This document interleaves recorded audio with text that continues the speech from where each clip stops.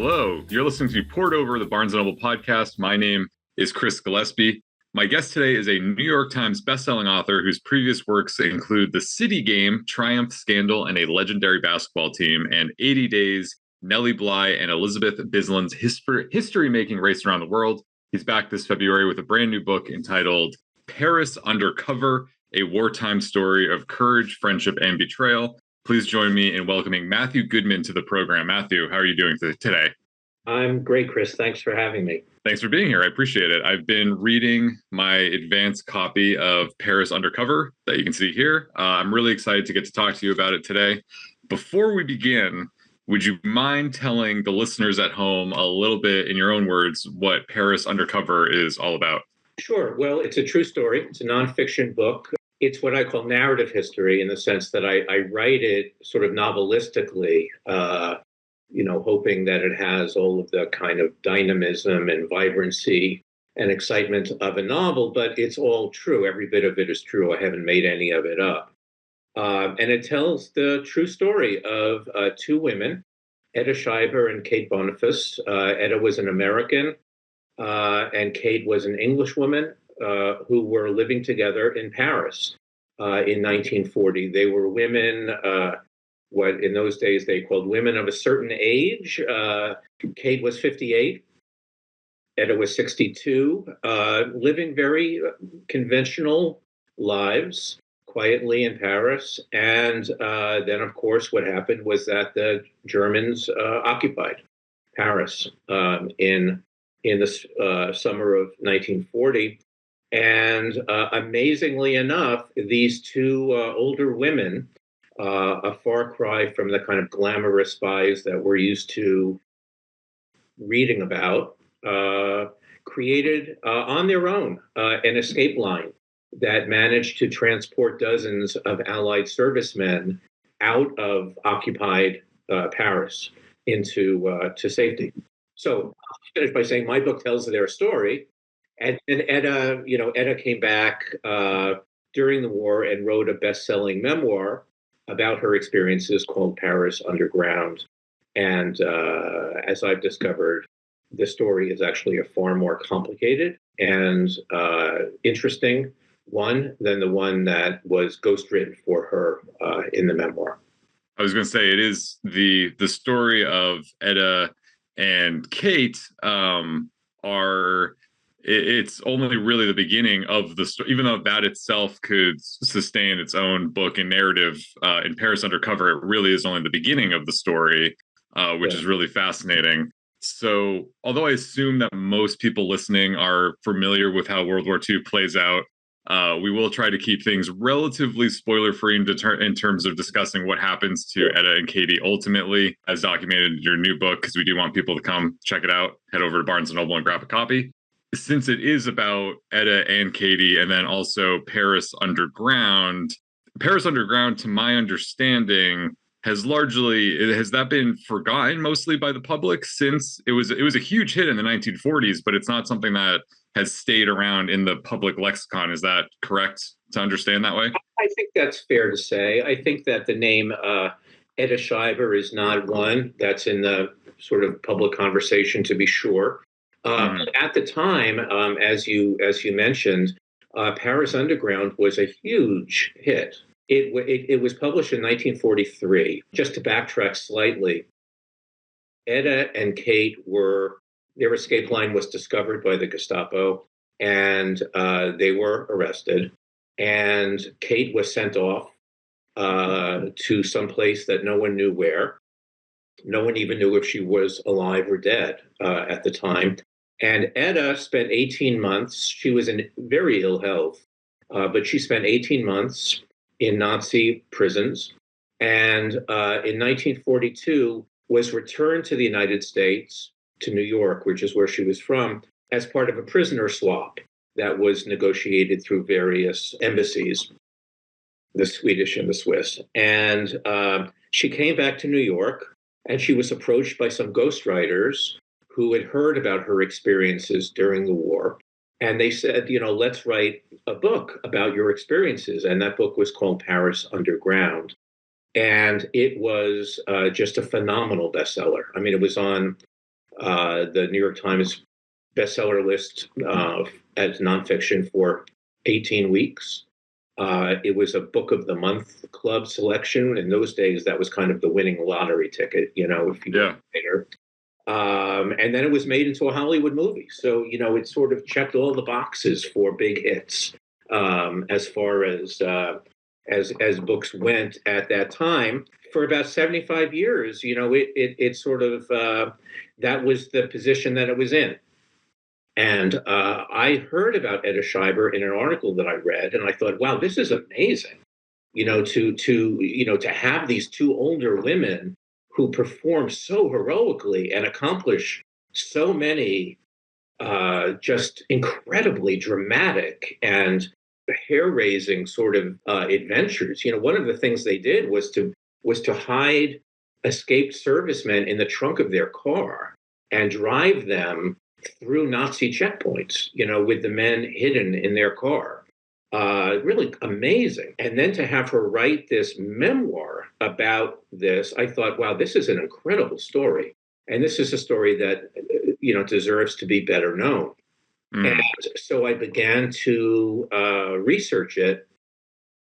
And I discovered a lot of what was written in the book was true. And a lot of what was written in the book wasn't true. And there were changes that were made to the real story. And they had severe consequences without giving any spoilers.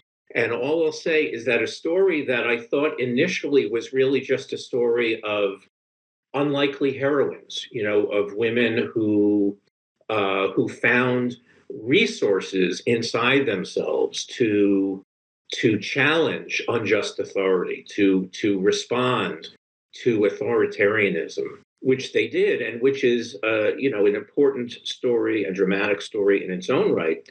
But ultimately, with the publication of this book, as I've discovered, it becomes a much larger story and a more complicated story, and I think ultimately a more interesting story. One about not just courage, but also about identity.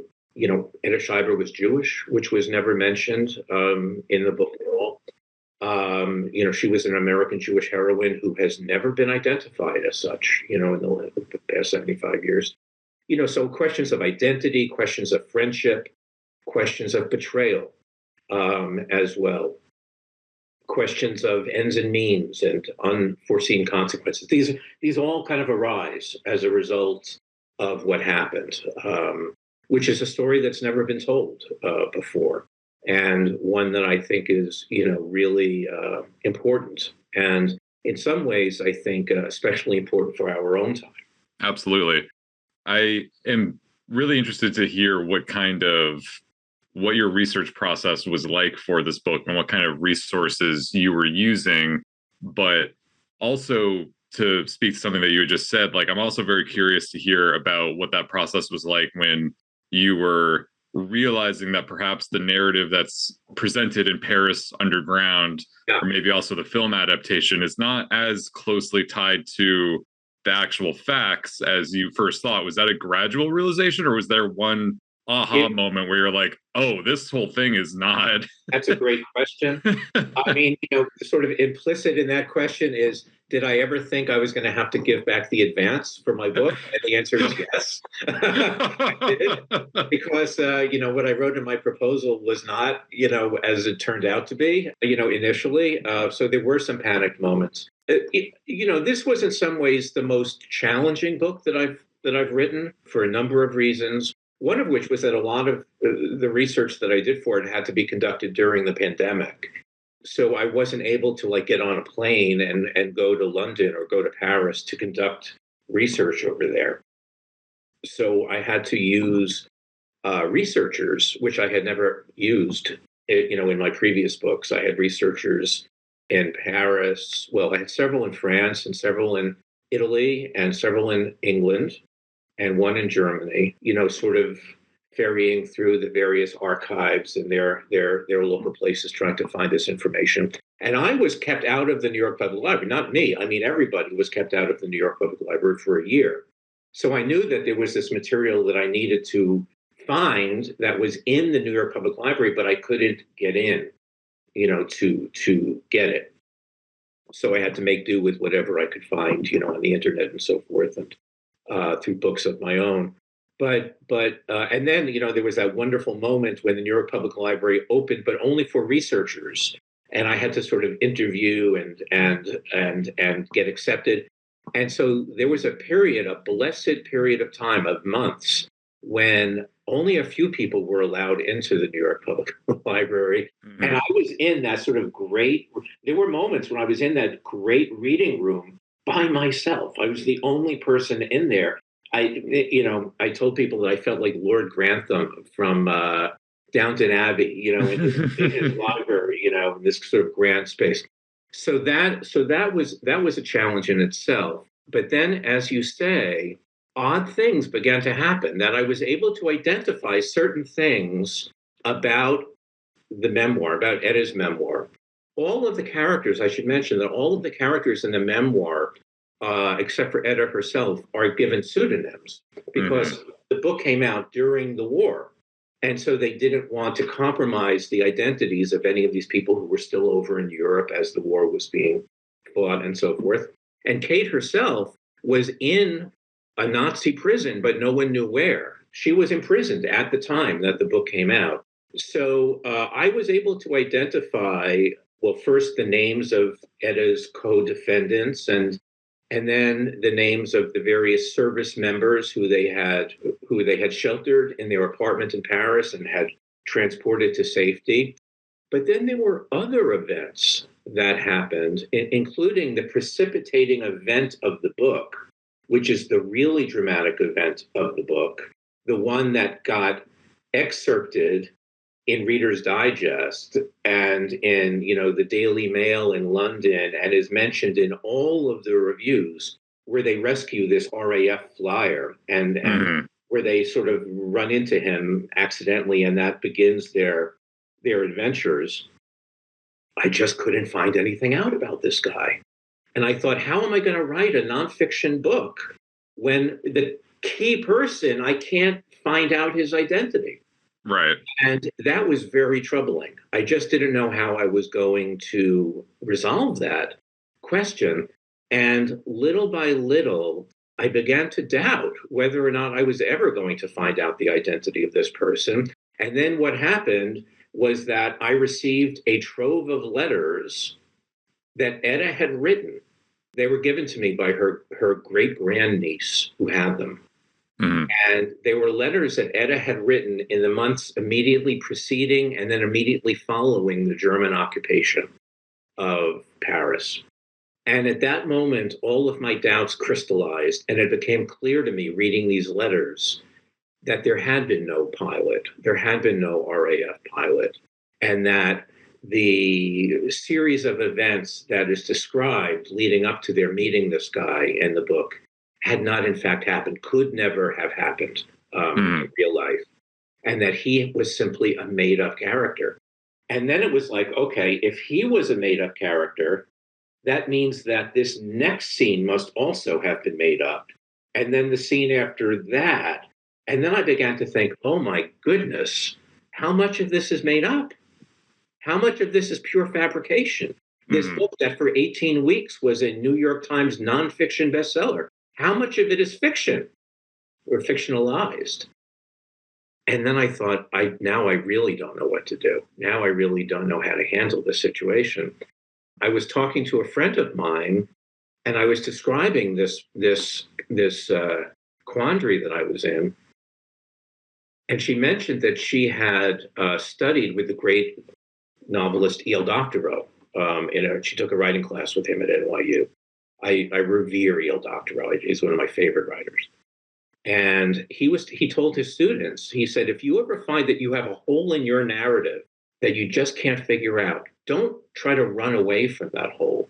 Point to the hole. Point to it.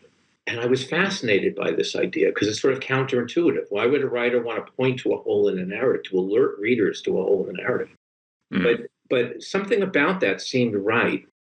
And then I began to realize that this whole story of what was fictionalized in this book and why it was fictionalized and what the results were of this fictionalization was really part of the story. That, in fact, you couldn't understand the story of what happened between Etta and Kate without also confronting the story of the publication of this best-selling book, and then what happened as a result of the publication of this book.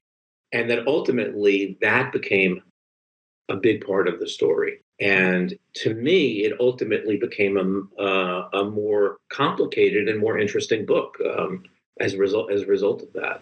Right, because it goes from being just a historical narrative, really kind of straight history book, to sort of then becoming a book about history itself, or how we relate to history in this kind of, it's not meta necessarily, but this idea of a story about a story and how maybe facts then turn into myths, sort of, kind of. It's a story as well about storytelling itself in a way, and why stories get told, and what are the purposes of stories.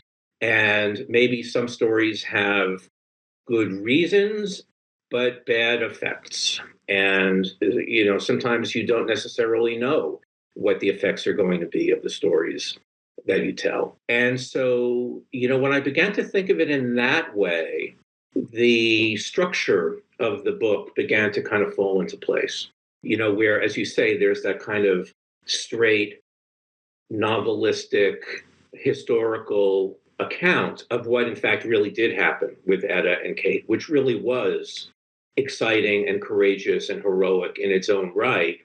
And that's a substantial part of the book. But then there's a second part of the book, which is the story of the memoir and how that came about. It took a long time to try to figure out what had happened there. And ultimately what happened was that I found in the archives at Princeton University Library an affidavit that had been written by the actual author of the book, in which he described how he had written the book and why he had written the book, and actually which parts of the book he had made up and which parts he hadn't. And that was when the pieces kind of all fit together. And I began to understand the story. And then I could write that section, the middle section of the book. And then the third section of the book, which is written in the present tense, is an account of something that had never been known before, which is what happened to Kate after she was separated from Etta and was sent into Germany as part of the Night and Fog program. She was a Night and Fog prisoner, for the very high value political prisoners. She was considered one of them. She was actually the first woman ever sentenced to death in Paris during the war. So I sort of uncovered, this sort of amazing life that she had under Nazi imprisonment, and then what happened afterwards. I was curious about the structuring of your book, because I did feel like I didn't know if there was ever a thought in your mind or a consideration of starting making the middle section, the first section, and opening with the idea of this is Paris Underground. Here's the story that history would have you believe, but then here's actually what happened. What was the deliberate choice of, because I think the way that you did end up ultimately structuring the book, I think is very effective, because we get to meet the main characters. We get to meet Etta and Katie and see how they have very normal, fairly unremarkable lives leading up to the Nazi invasion. And then all of a sudden, these very average, normal women are doing this kind of extraordinary thing. And it really just helps you also, just the way that you write about the Nazi invasion. It was so fascinating to me, and just my admittedly extremely American skewed perspective on World War II, where I'm not really, because we're just not taught those things in a lot of, the American school system. It's a lot of, oh, well, this was going on in Europe, and then America said Pearl Harbor happened and then America came in. But it's just chilling, the gradual, how Germany came into France and how people in Paris knew that it was coming and they evacuated Paris, and there was this massive exodus, which I thought was fascinating. They were like, okay, well, we have to go back now. And they just gradually go back to this strange, bizarro version of Paris. Exactly. That's a nice way of putting it. No, that's right. You make a very interesting observation. I did think of different ways of organizing the book. Some of them along the lines that you just suggested. Ultimately, I decided to do it this way because, again, as you said, I wanted the readers to really get to know who these characters were before anything else, and I wanted them to see them in their normal lives. And again, Etta's letters were extremely helpful. She was a faithful and diligent and thorough letter writer.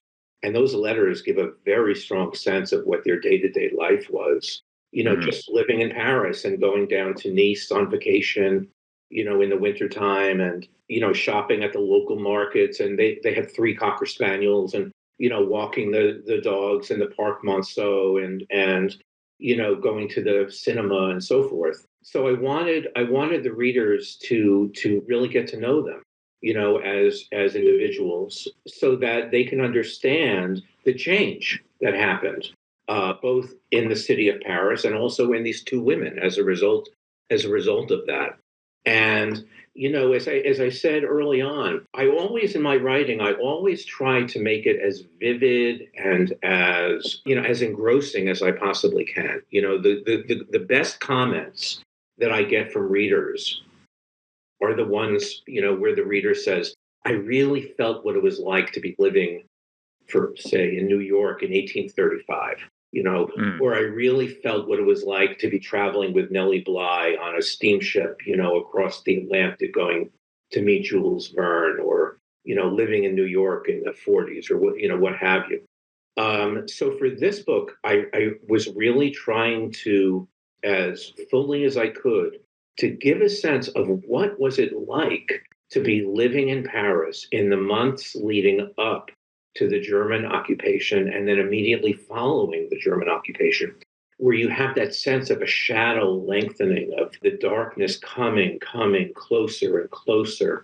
And then, as you say, the Germans are right on the doorstep of Paris. And that was the day that Kate and Etta decided to flee, along with much of the rest of the country. The great exodus out of Paris is known in France today as l'exode, just simply the exodus. There were more people on the road at that moment than had ever happened in recorded history. I mean, there was something like a third of France was on the road that day, and the stories which I describe, in some detail in the book, of people just walking on the road with all of their possessions, and this very hot day, and people wearing all of their clothes because they don't have enough bags to carry them all, in this intense heat and so forth. Just an amazing, amazing thing. And then, the smoke from the oil wells that have been blown up so the Nazis won't, get them, killing the birds in the trees in Paris. It was the first spring without bird song in the history of Paris, So that was the way that I felt would best get across to the reader the magnitude of what it was that Kate and Etta were up against, and the magnitude of what they did, to try to struggle against the fascism. I had a note specifically about the sensory detail and imagery that you're just talking about, because I wanted to tell you that I was so transported back to Paris in the 1940s with that level of detail, and like you were saying, during the Exodus, how it was like the hottest day of the year, or it was just really hot so far. But you also talk a lot about how there was like a drought, I think, that summer, or it was just like sunny every day in this really kind of spooky, unsettling way, especially when you juxtapose the bright sunny day versus Nazi occupation, and the juxtaposition between that kind of dark shadow, because I think a lot of times we, maybe Hollywood or the movies or want to make everything look very dull and gray when you are depicting World War II or you're depicting this kind of Nazi occupation. But the reality was like, no, it was hot. It was like a hot, sunny day. And like the Nazis were walking around and you're just like, this is so bizarre. It was it was oddly enough like a spectacularly beautiful spring in Paris that year.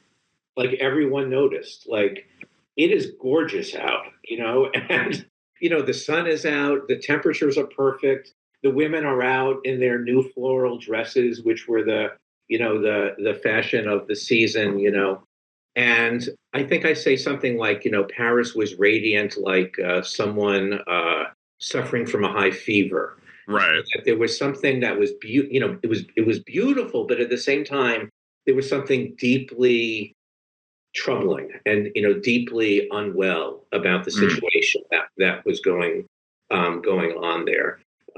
So yes, it was my privilege to be able to go back and read the old Paris newspapers of that time.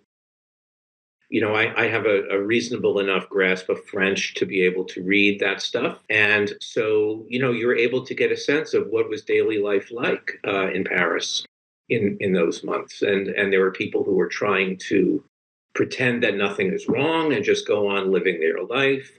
And then there were other people who were much more concerned about what's going on. So it was a fascinating time, to be sure. I think one of the things that really stood out to me during that section of the book with the Exodus and then kind of the early days, I guess the days immediately before the invasion, the days immediately after the invasion, was this kind of spooky sense of, and this is not a direct parallel, and I know that these two situations are not completely analogous, but it just seemed very similar to my mind and things that I've experienced within my own lifetime of, it sort of felt like the Exodus in some way it was reminding me of the early days of the pandemic and how people were fleeing these major cities. And obviously people are not having to carry all of their possessions on themselves or wrap themselves in fur coats on hot summer day. But there was something where it was like similar to the early days of the pandemic, where this is kind of like, oh, is this thing going to be really bad? Like this is kind of on the doorstep. Yeah. Right. I guess we should be concerned. Should we be concerned? And that was sort of how the Parisians were feeling, where they're like, oh, I guess the Nazis might actually like come into France and they might like get all the way here, but we'll see what happens. We'll play it out. And then all of a sudden everyone's fleeing and there's a shortage. And there's all these rumors going around. Right. Half the rumors or however, what percentage of the rumors turn out, of course, to be unfounded. And, there were rumors that the Nazis have dressed as nuns, to infiltrate into Paris, or that Nazis have landed by parachute on the Champs-Élysées, so that there have to be newspaper headlines, the Germans have not parachuted onto the Champs-Élysées. So yes, there was all kinds of rumor going around at that time. Look, I was researching this during the pandemic, so the undertones of that were clear to me. I was also writing it or researching it during the first days of or I guess it was the last days of the Trump administration. Now, of course, it's coming out in the early days of the next Trump administration. So, there was also that sense in my mind of how do people respond to growing social injustice? How do people respond to a sense of perhaps growing authoritarianism in one's country? And there were all different, people in Paris had all different ways of responding, from people who actively resisted to people who actively collaborated, with the Nazis, and then the kind of mass of people who didn't really know what to do, and they were not happy about what was happening for sure, but they were sort of, the word in French at that time was attentism. Attente meaning to wait.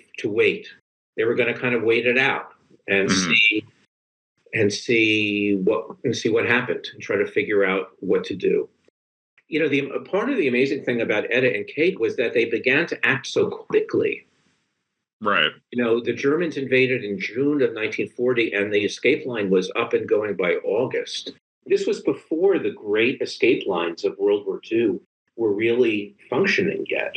This was, one writer said this was the artisanal stage of the escape lines, in the sense that everything was sort of being handmade, everything was being created from scratch. No one really knew how to do this.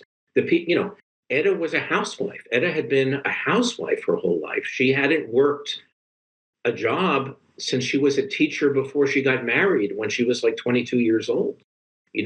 Kate was retired. She was a translator. These people were not professional spies. These people were priests. They were shopkeepers. They were factory workers. They were housewives and so forth. And they just kind of had to figure it out as they went along, trying to do what they could. For context for the listener, the escape line that we're talking about was they were taking primarily British soldiers who were captives of the Germans being held in France, and they were helping these British soldiers escape to the non-German occupied part of France. That was from which they could then get back to England. Go to Spain or go to North Africa and ultimately go back to England. It was a combination of people. There were British soldiers who had actually been imprisoned, and Kate and Etta did manage to actually break some of these guys out of the military hospital at Doullens in quite an amazing way. And then a lot of these soldiers were British soldiers who had been just kind of left behind when, they were the last ones out of the country when the Germans came in. And a lot of them were fighting kind of rear guard actions to protect the evacuating troops at Dunkirk. And they were not able to evacuate with the rest of the troops. And so they were just sort of like literally living in the countryside, living in the French countryside, like living in the woods, living in huts in the woods, or they built lean-tos for themselves, or they were being hidden by sympathetic farm owners, farmers. But they were just kind of stuck there, and they couldn't show themselves. And so the task became to try to get them out of occupied France, across what was called the line of demarcation that separated occupied France from unoccupied France, which was in the south, and to get them down to Marseille, which was the port city at the south of France. And from there, they could take a ship either across to North Africa or directly to England from there. And then from there, they could rejoin the army and go back to the war. And as I found, a number of the soldiers who Kate and Etta saved ended up having really illustrious military careers afterwards, and received any number of medals for valor and so forth. One of them ended up becoming a general in the British Army afterwards. So they had a significant effect. Do you know, just for reference, like if you were to take that escape line, like what would that look like if we transplanted that in America, just in terms of the distance that they were actually transporting these men? Roughly, what would that look like? Well, that's a good question, but we're talking about hundreds and hundreds of miles. Yeah. So a lot of the soldiers were trapped in the north. You would sort of need a map of France to see this, but in the kind of northwest of the country, because that's kind of where the Dunkirk area was. Yeah. So they were kind of way up north, almost near Belgium, some of them. So they were being transported. Ultimately, the escape line that Kate and Etta created was they joined in common cause with a priest by the name of Edouard Renier, sort of a country priest who would transport these soldiers from the north of the country by train down to Paris, which was in occupied France. And from there, Kate and Etta would shelter them in their house, obtain fake identity cards, and travel passes for them, which they finally figured out how to do. And then from there, get them on a train to the edge of the line of demarcation, where they had made contact with what's called a passer by the name of Tessier. And he brought them down by essentially canoe down the Dordogne River across the line of demarcation into unoccupied France. And from there, they took another train down to Marseille. So you're talking about traversing essentially the whole of France from the very northernmost parts of France up near Belgium down to the Mediterranean, down to Marseille. So, you're talking hundreds of miles. The line of demarcation itself, we don't really think of it as being especially long, but it was about the length from New York to Chicago. It was, quite long, hundreds of miles. They use kilometers, but a long way. And Kate was really the first of these people who wasn't just thinking about getting them across the line of demarcation, but was actually creating a line that went all the way from one end of the country to the other.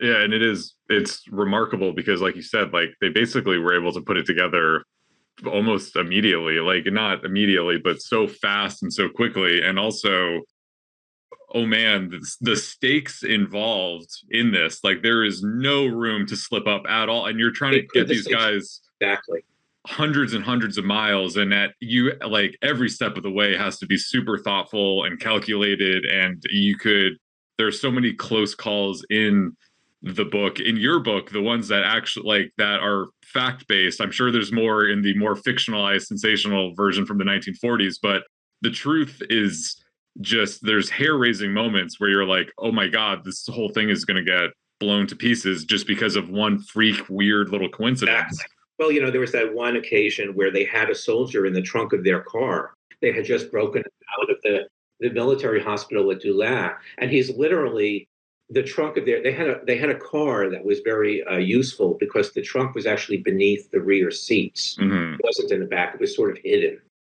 And there was a guy sort of mashed up in there, hiding in this trunk under the rear seats. And they're driving along on their way back to Paris, and they get pulled over by two Nazi officers. This did happen, who kind of waved them down, hoping that they would give them a ride to the next town, to where they were going. And they got into the car, and they're in the rear seats with this escaped prisoner literally 6 inches below them, just below the seats. And that was absolute. Etta says she just held her breath the entire way. Meanwhile, Kate, who was very cool, was just sort of keeping up a regular conversation so that they wouldn't pay attention to any sounds that might be coming from their feet below. So you're right. There really were legitimately hair-raising escapades that they encountered. But, part of what was going on, too, and we haven't really talked about this, was that these two women, even though they were very close friends, were very different in terms of their temperaments. Mm-hmm. And that was fascinating to me as a writer, because even though they were similar in a lot of ways, they were similar in age, they were both foreigners, in a sense, to France. Kate had married a Frenchman, but she was separated from him at the time. She was from England, and Etta was from America. And, they were intelligent, and they loved France, and they loved wine, and they loved, the theater and the movies and so forth, and books. And they had, this group of friends. But in terms of their temperament, they were very different. Etta was someone who had lived an enormously sheltered life. Mm-hmm. She had never lived, until she moved to Paris, she had never lived outside of a 5-block square radius on the Upper East Side of New York from her whole life, from being born to, married life and so forth. Then her husband died and she was widowed, and Kate invited her to come live with her in Paris, and she agreed to do that. But she had been an enormously sheltered person whose cousin was a very well-known classical music critic. in New York. And in the evening, she tended to go with him to the opera or to the symphony. And that was her life. She was very shy. She was very retiring. She was very anxious. She was really crippled by anxiety her whole life. And she had set up this kind of very ordered, sheltered life as a way to sort of try to keep that anxiety at bay. As a result of that, she had high blood pressure, she had heart troubles, and so forth. Kate, on the other hand, was enterprising. She was very idiosyncratic in a lot of ways and very independent-minded. She divorced her first husband, which was very unusual in the 1920s in England. She had had a child with her Italian lover, whom she was not married to, and never did get married to him. She ran a business on her own, which was she had a dress shop in Paris, which was very unusual in Paris at that time. She owned her own car. She drove ambulances during the war. She was a very strong-minded person who really saw herself as a patriotic Englishwoman and was just going to get right into it and do what she needed to do her part for the cause.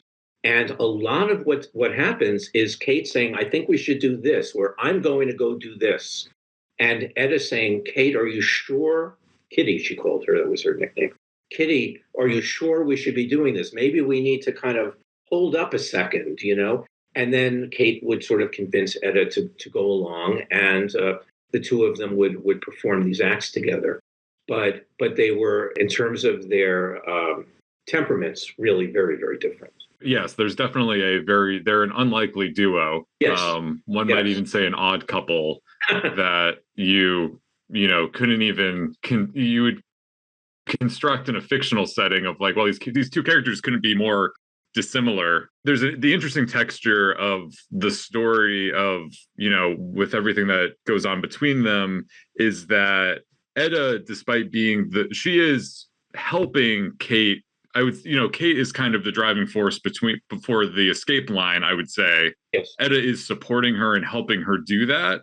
Yes. But she's certainly more of, in the passenger seat, more passive. Right. And that, even though that seems like a small distinction, it ends up drastically affecting what happens to both of them in terms of their imprisonments and the legal sentences that come with that of, well, yes. Kate's really the one that was driving it, and Etta was involved, but she wasn't the one that was driving it. She was more just there. Exactly. She's still culpable for this, but not as culpable as Kate is. Right. Well, Kate was sentenced to death by the Nazis. Etta was not sentenced to death by the Nazis. Right. The Nazis saw correctly that Kate was really the threat, much more than Etta was. Yes, you're absolutely right that Kate was really, Kate was a worldly person. Kate had lived in England. She had lived in Italy. She had lived in France. She, as I mentioned, she had owned her own business. She had married a Frenchman, a translation school, secretarial school that had classes in 7 languages. She had been married a couple of times. She was really a very sophisticated, worldly person. Etta was unworldly. It was, she was culturally sophisticated in the sense that she went to the symphony a lot and the opera, and she read Dostoevsky, and she was an intellectual, but she was naive in a lot of ways, unsophisticated in a lot of ways, passive in a lot of ways, and that ends up getting exploited later on in the story, not by Kate, but by other people later on who are far more worldly and powerful than Etta herself was. I really appreciate you taking the time to speak today. I know we're running a little low on time, but I did want to say that I think this is, and I mean, I don't know what your experience was writing it. I would be interested to hear what kind of emotional effect it had on you and maybe how it affects you as an American, as a Jewish man. This is a difficult book to read. I mean, World War II, and specifically German occupation and the Holocaust. These are heavy, heavy things that are difficult to read, and like the tougher parts and more dire parts of Etta and Kate's stories, very difficult to read. And also, it's just a heartbreaking reminder of the cruelty that human beings can foist upon each other and what we're capable of doing. Not even that long ago, less than 100 years ago, this was going on, and it's just so upsetting. However, the thing that I think is amazing in what I, glommed onto in the book is that you have all this cruelty and darkness, but then there's also people like Katie who, in those moments in history, immediately get to work and go, nope, this is the right thing. We're going to do it. And it's going to be really challenging. It's going to be really dangerous, but they just do it. Exactly. No, Chris, you make a very, very good point. Look, there's a lot of difficult material in the book, but I wouldn't have wanted to write it just as the writer if it was only difficult material. Mm-hmm. So that wouldn't have been interesting for me. I don't think that would necessarily been interesting for the reader. There's a lot of material in the book that I think is kind of charming, Yeah. There's or beautiful and hopeful as well. As you say, there are always people at every step along the way. There are always people who are willing to risk themselves, to risk their own security, to risk their safety, to work in conjunction with each other, to come together, to work for good. And Kate's own story is one of incredible courage, incredible endurance, and ultimately really of redemption. Ultimately, I think this is a story of personal redemption. And that was so meaningful to me, as the writer. I would say probably half of the materials that I read to write this book were in French. They were witness testimonies, they were newspaper accounts, they were military records, whatever it might be, they were in French. And as a result of that, I'm very proud of the fact that there is material in this book about the war and about Nazi prisons and about resistance that has never appeared in English before. I think, for instance, of the story of the so-called Death March of the Women of Yawer. Yawer was a prison in Poland. And I've read numerous witness accounts from the women who were part of that march. It's an unbelievable story of endurance and courage and just such power. And I'm so pleased that I was able to find it and tell it in English, really, for the first time, so that people have a sense of the really extraordinary work that was done by the women who were part of the resistance against the Nazis at that time. So I was very pleased about that. But, as you say, there's a lot of difficult material in the book, but there's a lot of material in the book that is, alternately charming and also, I think, hopeful. Yes. And do you, as someone who works with history and going through these historical documents and researching all of these things, I know we've talked about the pandemic, we've talked about other things going on politically. Are you someone who finds solace in going through history and being reminded of that perspective? Or does it make you anxious, or maybe a little bit of both? Or how do you relate to that kind of material? I mean, writing makes me anxious, Sure. I could be writing anything and I'm feeling anxious about it. To me, being a historian is a little bit like being a traveler, going to a foreign land and seeing what's there and finding out the treasures and the beauties and the mysteries of that place. You're traveling through time rather than traveling through space. But I love to go back, and really find out, what did Hong Kong really look like in the year 1889? What was it like to be there at that time? What was it like to be there in Paris in 1940 for the good and the bad? What was it like to be inside a Nazi prison? To really experience that. So to me, that's kind of endlessly fascinating, because I do think that there are resonances of that for our own time. I don't think that what's happening today is the same as what was happening under the Nazis. Of course, are there resonances? Well, perhaps there might be.